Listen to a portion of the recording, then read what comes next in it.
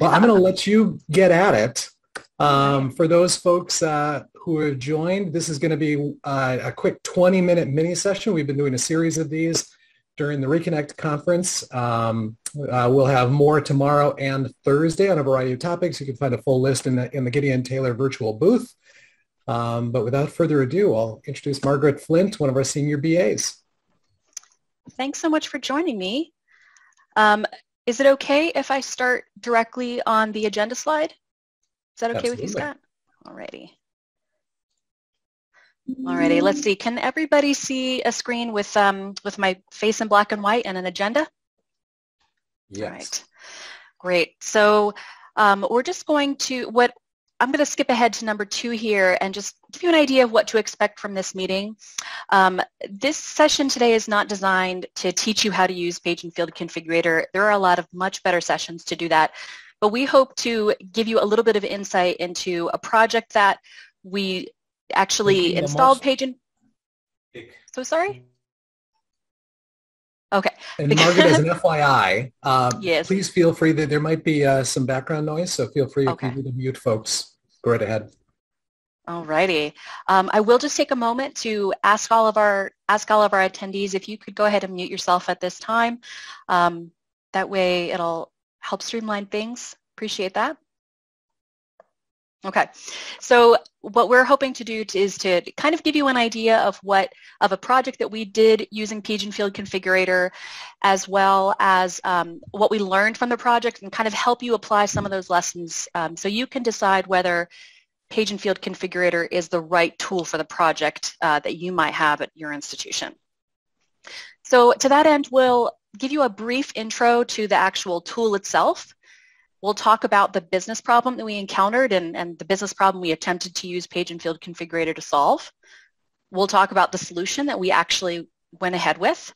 And then we'll give you a rundown of the good, bad, and the ugly as far as what we loved and what we didn't like so much about the solution. And then finally, just some of our own personal recommendations and precautions if you decide that you're going to use Page Field Configurator for your project. And hopefully at the end, we'll end up with some Q&A. So for those of you who don't already know, the Page Field Configurator is a configuration-based tool that lets you customize classic and fluid pages without using App Designer. This is a functional tool. If you know how to use Control-J, and if you know how to read the URL on PeopleSoft, then you should be good to go. You can find Page Field Configurator in the Enterprise Components menu if you have the system requirements that you see on this page. So it's quite a couple of years old now, and you should be able to see Page Field Configurator if you have any one of these installs. Oh, one other thing I'll mention is that there is a special permission list needed to use the Page Field Configurator tool. So you'll want to take a look at that, find that Page Field Configurator permission list, and then add that to an appropriate back office role. We're not going to go into a ton of details about the how-to here. Like I said, there's a number of much better sessions and videos on YouTube that are going to go into all those details for you. But just kind of a basic run through, a general overview of the process. Use the inspect tool on any component to find the record field you want to adjust on that component. Do a Control-J to find the component, to find the actual component name, look in the URL bar to find the market, then navigate to the Page Field Configurator page in the PIA, enter any optional criteria that might apply to your solution, add the fields you want to adjust, enter an optional restricted use list if it applies, then finally map to the portal registry, and that should get you up and going. Let's actually take a brief look at a step-by-step here. This is a 2-minute video. Scott, any objections to playing the whole video? Not at all. Alrighty, let's go ahead and get that rolling here. So this is a look at Page Field Configurator. Adding a component, adding a new value for the component, and then selecting the market. And then I'm describing the view. So this is an undergraduate schedule, the schedule of classes in the campus solutions. Here I'm selecting my first field. and then I'm making an adjustment to hide the field. Add another field.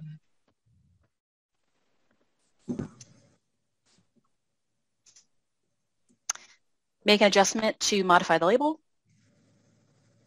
Pretty easy stuff so far.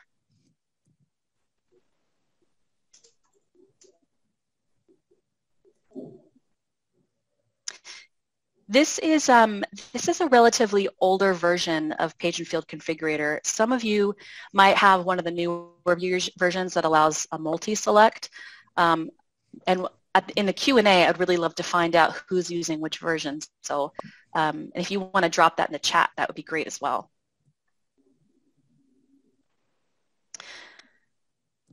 So we added a disable entry and then a default. So we made that field display only and added a default value. And then finally, we're coming down here and we're making other pages on the field not visible. On the user list, we're adding a selected role, so only the people with this role can see the changes that we made on the page configuration. And then finally, we're mapping to the portal registry with just simple push button mapping. And then you can click on edit mapping and it'll go to the portal registry and you can kind of see which events on the page are actually involved in your page and field configurator. All right, looks pretty easy, right? So let's talk briefly about the business problem that we were trying to solve. This is actually a Campus Solutions business problem.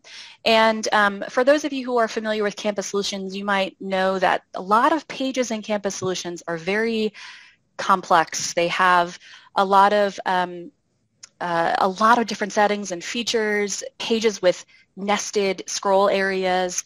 This happens to be one of those scenarios. We were working with the course catalog and the schedule of classes, which has multiple pages, scrolls upon scrolls upon scrolls, and a ton of features that, a lot of universities don't actually use or use sparingly.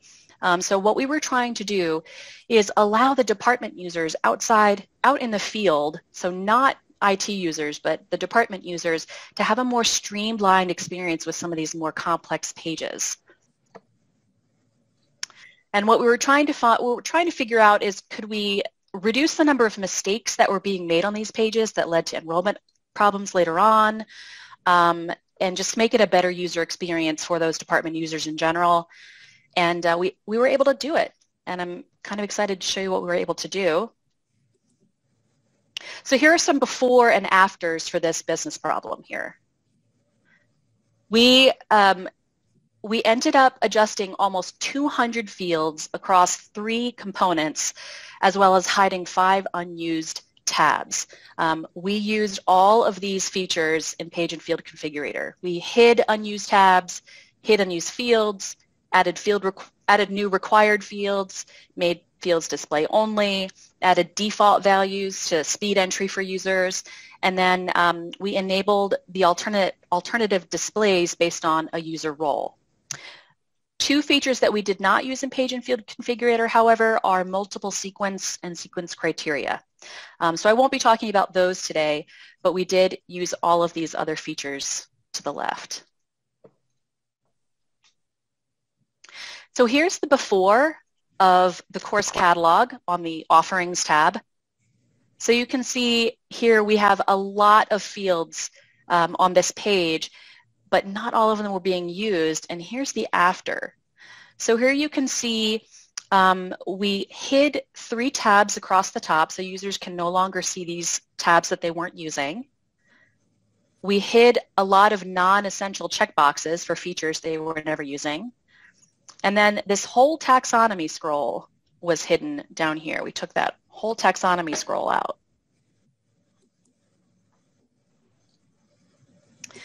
On another tab, here's the same component, course catalog component on the components tab, and here is the after. You can see there's a lot of unused features on the components tab, so most of the fields are hidden. They don't use the attendance feature, which is over here, or the LMS integration on this screen. But the result here ended up to be a lot of white space, and for some reason the scroll area does not hide, even though all the fields within it were hidden. So on the previous page, we hid the field within the scroll area, and it made the scroll area also hide, but on this page it did not. So even though they can't actually make any changes in course attendance, it's still there. And then lastly, before and after, the class meetings tab. This is a very busy page, and while there are lots of features that are hidden, it's a little bit harder to tell. So while on the components page in the previous slide, we saw a lot of white space when fields were hidden, look closely at the meeting pattern scroll here. I'm going to direct your attention to these fields: print topic on transcript and contact hours. I hid the topic field, and fortunately here on the alternate display, it actually resized that area, but I didn't find that that was consistent behavior. But again, the room characteristics and the academic shift, even though the fields are hidden, the scrolls are still there. They're just simply empty. But what we found in the end is that our users in the department weren't sensitive to these issues at all, any of these cosmetic issues, and they decided that it still provided a more streamlined experience, so they approved it, and it's still in use today. And just to give you some context, this was about 2 years ago. So in summary, there's a lot of really positive aspects of this tool. If you haven't used it yet, here are some really good things to know. It's very easy to get up and running. Just add a component to Page and Field Configurator, and all of the tabs and fields become available to adjust. It's very straightforward, clicking between component pages to find the fields you're trying to adjust. It's very straightforward to create multiple views in the same component using sequences. Very straightforward to control the users who should see each view, especially if they all belong to the same role. And easy push-button event mapping directly on the Page and Field Configurator tool. You don't need to know how to do any event mapping on your own. Press a button and it applies itself. However, there were some hard times with getting the Page and Field Configurator up and running. At the time we put this solution into place, the fields had to be adjusted one at a time. So we had 200 fields to adjust, and we had to point and click and select each one of those 200 fields one at a time and make the adjustments. I have read that they've improved this user interface, so you can actually multi-select pages on particular components to kind of speed your configuration. And another thing that caused us some problems during testing was we learned that you need to apply configuration to event mapping framework before you'll see any changes. So number one, you need to make sure that you apply configuration in order to test it.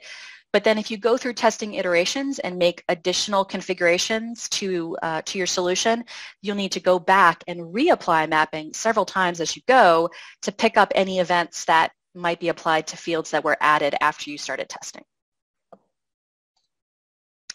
And then finally, the ugly.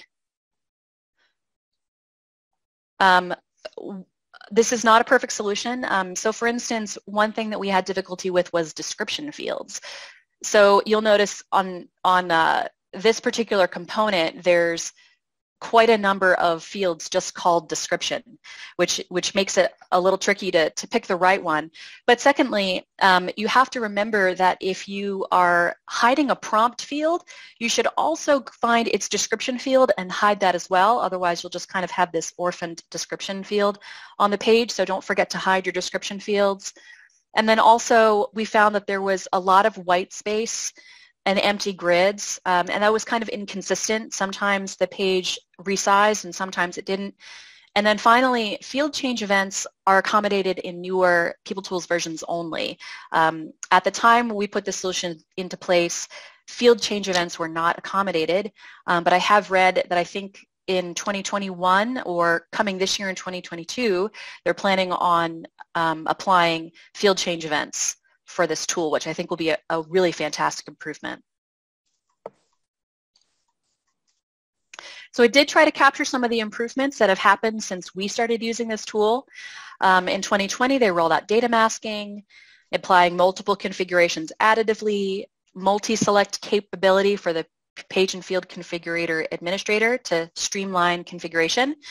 And then in 2021, extending field-based criteria to lower level fields, which is a really great, much more functional way to use this tool, extending Page and Field Configurator to field change events, and streamlining selection of fields for complex components. And I'm going to ask for your patience for one moment while I get some power to my headset. It's been a long day.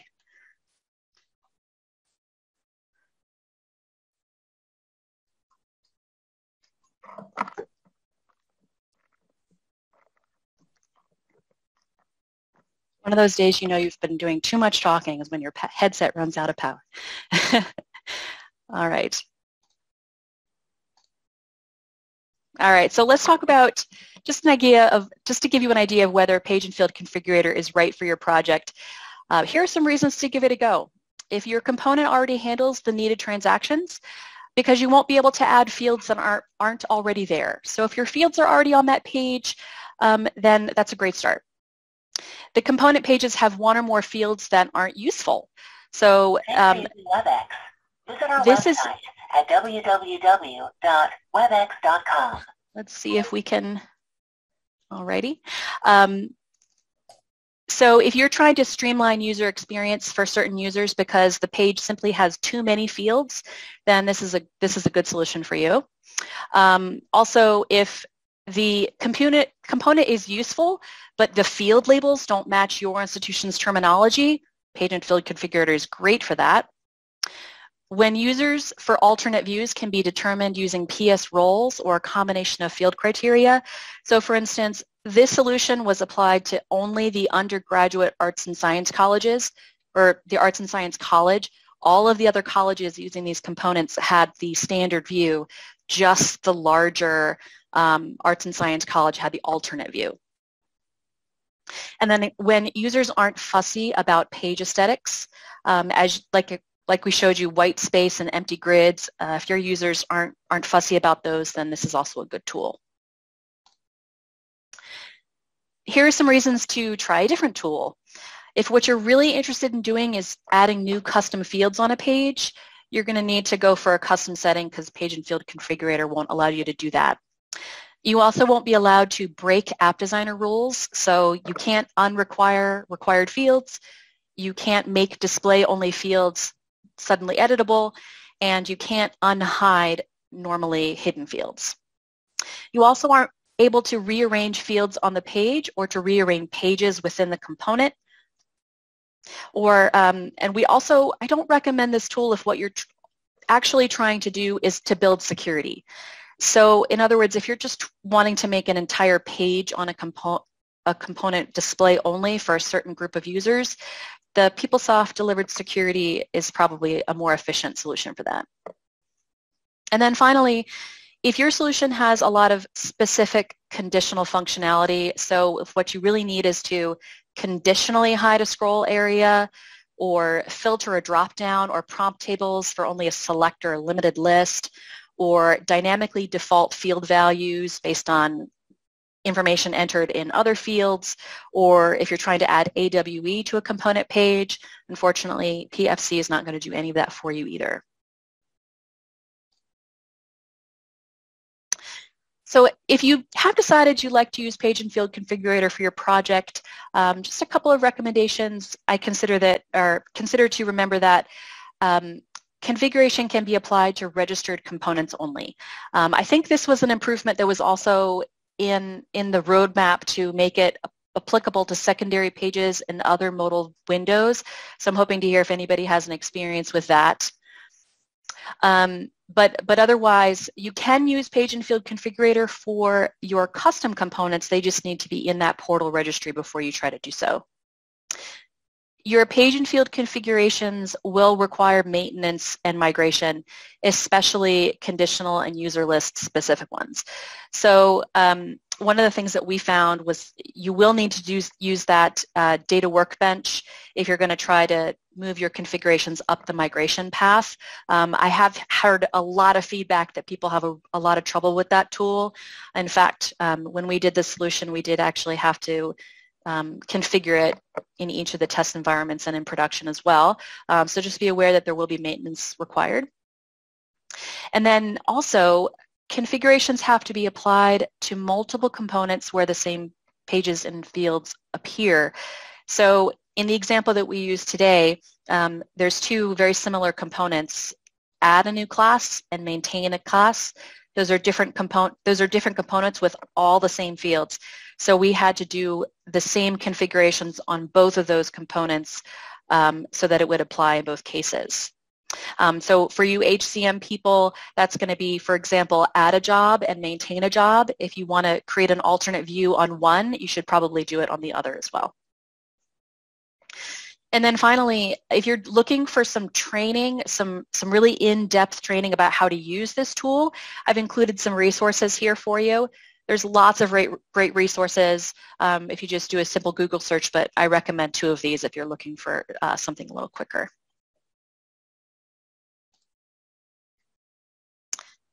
And I think that is my time. That was great. You were very efficient, Margaret. Was I? Was I talking too fast? No, you're great. Oh, there is a question here. Do you know if changes in Page and Field Configurator can be seen by component interface, such as adding a default value? That's a great question. I don't have any direct experience with that, but my question would be, when you apply Page and Field Configurator, it's usually applying to a specific user role. So if your component interface is, if you're using a particular component interface user and that user has a specific role, then I would expect yes. But if your component interface, like say for instance, you're using an admin user profile for your component interface that doesn't have a role applied to the Page and Field Configurator, then I would expect no. Is that a good answer? That was fantastic. I'm just looking through this chat here to see if there's any other questions I can answer. Thank you, Jared. I am really curious to know who has had an opportunity to use Page and Field Configurator or any opportunities to try it, and if you are trying it, what kind of success did you have? Feel free to enter some information in the chat there if you want. While we're waiting on that, I'll just put in a quick plug. Oh, wait a minute. We have done few to hide fields and change labels. Excellent. Not yet. About to upgrade to People Tools 8.5.9 and Financials 9.2. We've used it on a few components to clean things up for the users. Change labels. It works well to make simple changes to fields. We wish we could rearrange fields. Yes, I can imagine. So that brings up a really good point, Nancy. So that the slide that Margaret had up there for just a moment, we are big fans of isolating customizations, minimizing customizations as much as you can. And when you absolutely can't, when PeopleSoft doesn't deliver something that you want it to or want it to do, we have a tool called GTE Forms that's used by a lot of PeopleSoft clients. It is a PeopleSoft bolt-on that allows for you to create your own custom custom fluid pages and custom fluid self-service applications from scratch using predominantly configuration. So to the point that Margaret was making during her session, Page and Field Configurator is a great configuration-based tool. A tool like GTE Forms takes that one step further and allows you to not only to modify the behavior of delivered components, you can actually create your own custom pages with fields wherever you want them to be. So we'll have more of our mini sessions over the course of the next couple of days during the conference. Some of those will feature GTE Forms. So we encourage you to join us for those. You can find a complete list in our booth.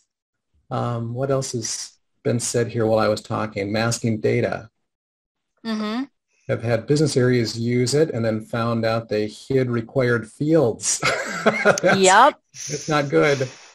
Also note, hiding the fields does not remove it from the buffer. You can still get the data and re-expose them by upping the page of the browser. If you want to back up to the schedule a slide at the very beginning, Margaret, mm-hmm. that just shows the upcoming mini sessions over the course of the next couple of days. Yes. Okay. I'm just going to back up. There we go. So this is a list of what's coming up tomorrow and Thursday. Tomorrow, now that I look at it, tomorrow's content on the mini sessions is really very, very much eForms centric. So if anyone there is looking for ways to automate processes that PeopleSoft doesn't deliver out of the box or doesn't deliver the way that you would like them to be delivered, GT eForms is a great way of doing that, whether it's HCM, financials, campus solutions. And then on Thursday, we've got 8 great ways to navigate PeopleSoft. That goes over a lot of different navigation tools that have been introduced over the last few years. And then one more on creating dynamic fluid eForms, and then enabling external participants in PeopleSoft workflow. So if you've got users, I shouldn't say users, if you have folks that you would like to have participate in workflow-enabled actions, and they are outside of the organization, they're external, GT eForms is also a great way to enable that within PeopleSoft. So being able to push your PeopleSoft self-service applications outside the firewall. There are a lot of organizations that are doing that these days.